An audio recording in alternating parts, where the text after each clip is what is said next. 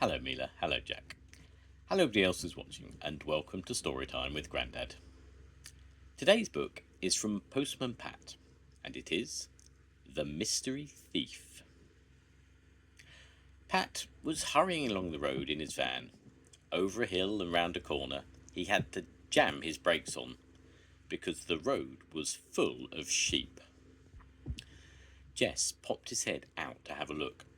A big ram pushed up to the van, right in Jess's face. What a fright they both had. Peter Fogg was driving the sheep across the road. He opened the gate, and the sheep went into the field, barring and following their leader. Peter waved as he fastened the gate, and Pat went on his way.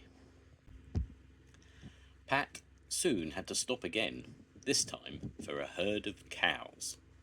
They walked slowly by. Mr. Thompson was walking behind them. He waved his stick and shouted, "Get up then!"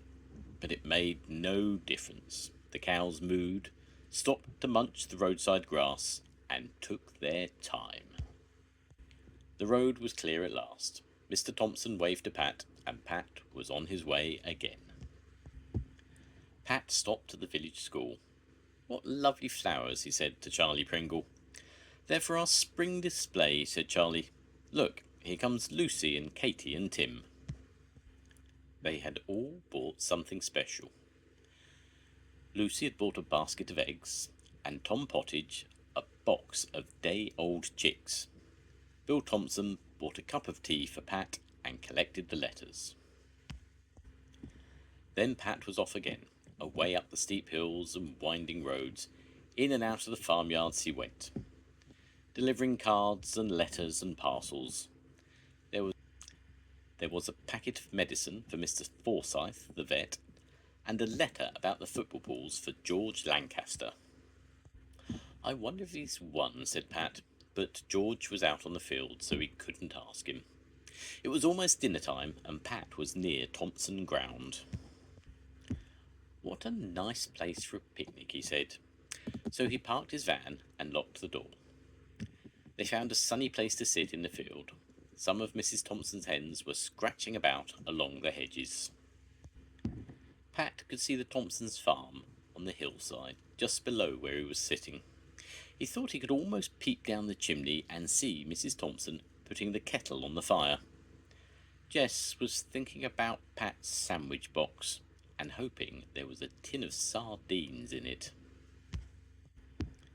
A noise wakened Pat.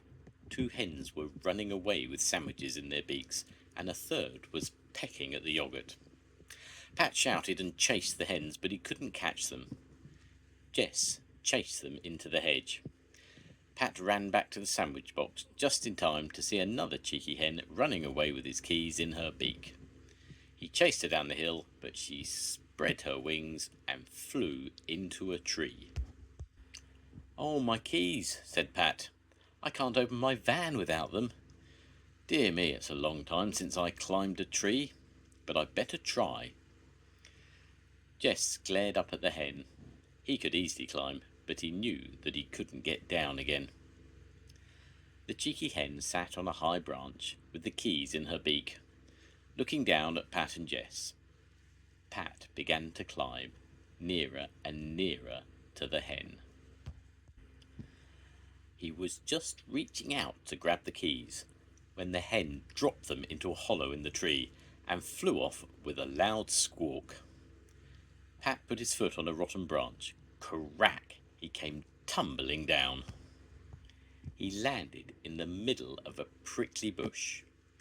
It scratched and prickled him all over. Mrs. Thompson came running to see what was going on. She pulled Pat out of the bush and pulled the prickles out of him. He told her all about the thieving hens. "Dear me," said Mrs. Thompson. "That hen must think she's a magpie. They're the ones for taking anything shiny. We'd better get a ladder and see if we can find your keys." So they went for the ladder and leaned it against the tree. Pat climbed up easily now. While Mrs. Thompson held the ladder, Pat looked amongst the branches and found the hollow where the hen dropped the keys. He found a lot of other things there too.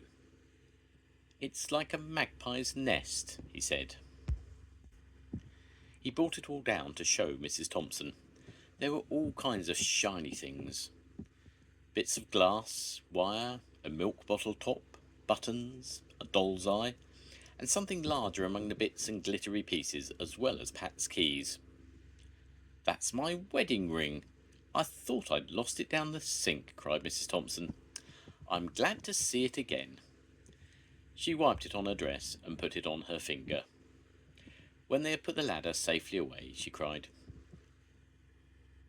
She said, "My hens have stolen your sandwiches, so you better come and have some dinner with me. There's plenty to spare." Pat was glad he'd lost his sandwiches when he saw what a good dinner Mrs. Thompson had cooked. So was Jess. He had a tasty plate of fish. It was all much better than the best of sandwiches. Mrs. Thompson was happy too, to see her wedding ring shining on her finger once more. Along by Garner Bridge, Pat met George Lancaster and stopped to tell him about the thieving hen. George couldn't think of anything he'd lost, but he thought it made a good story. "You might have won something," said Pat. "There's a letter for you about the pools." "Is there? I'd better be off then," said George.